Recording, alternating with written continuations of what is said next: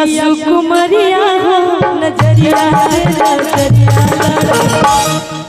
नजरिया से नजरिया लड़ा पीछे फूलवरिया नजरिया से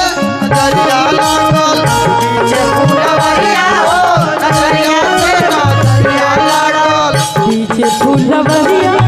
नजरिया से नजरिया फूलवरिया हो नजरिया से नजरिया लागल फूल लोढ़े जाला ले फूल लोढ़े जाला ले सिया सुकुमरिया नजरिया से नजरिया लड़ा कि नजरिया से नजरिया लड़ा कि पीछे फूलवरिया फूलवरिया हो नजरिया से नजरिया लागल पीछे फूलवरिया हो नजरिया से नजरिया लागल पीछे फूलवरिया नजरिया से नजरिया लड़ा फूलवरिया हो नजरिया से नजरिया लागल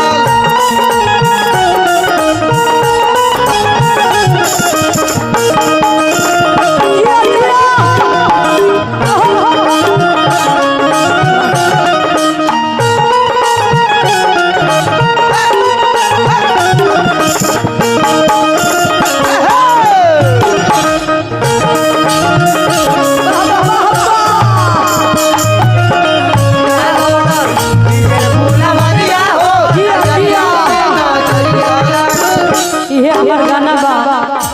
अच्छा लगता रहुआ सबके अच्छा लगी तो मुड़ी हिलावे के नहीं के सपोर्ट करे के बा आई देखी हमरा छोटू भैया के सासू माता के तरफ से नमो तो भुला गई जनी भाभी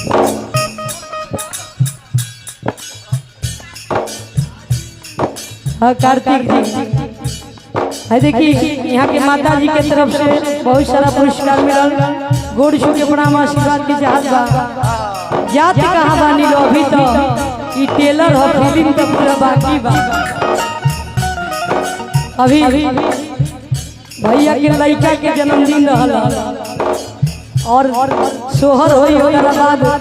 बिना मोहर के सोहर ना होई मोहर दे के जाए के बाद बरियारे मोहर लेके भाटी से पलान बना के चलनी है आई पीछे फूलवरिया नजरिया फूलवरिया हो नजरिया से नजरिया लागल देखिए गेंदा गुलाब जूही चंपा चमेली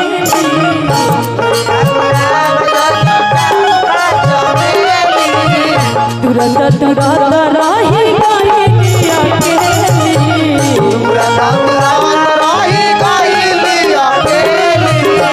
इतना बढ़िया चांस मिलल इतना बढ़िया चांस मिलल बा भगवान के और माता सीता के ई सब प्रकृति के देन है गेंदा गुलाब जूही चंपा चमेली गुलाब जूही चंपा चमेली तुरंत तुरंत रही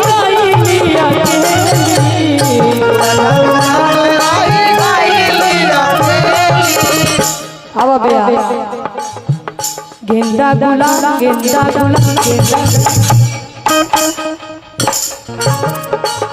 हर जोड़ा बाहो गेंदा गुलाब जूही चंपा चमेली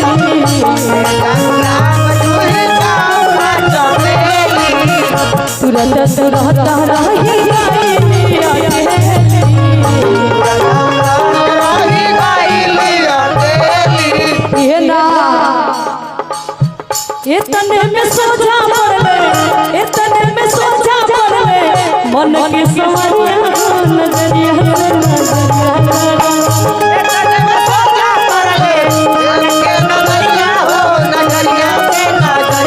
इतने में सोचा पड़ले इतने में सोचा पड़ले मन के सवरिया नजरिया नजरिया पीछे फूलवरिया नजरिया फूलवरिया हो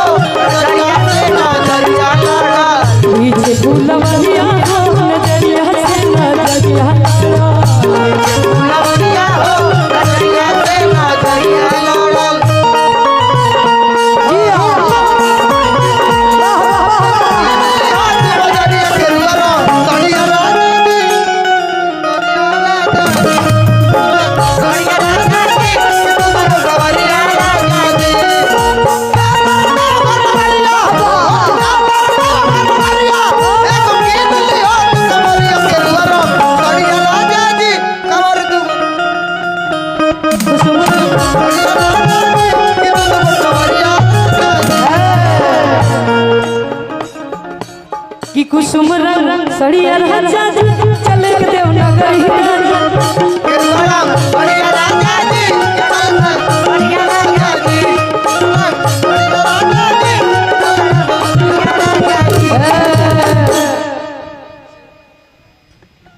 कि फूल लोढ़े जलाले फूल लोढ़े जलाले पीछे फूलवरिया नजरिया से नजरिया लड़ा असली रूप में एकदम ठेठ भोजपुरी में बयान कि पीछे फूलवरिया नजरिया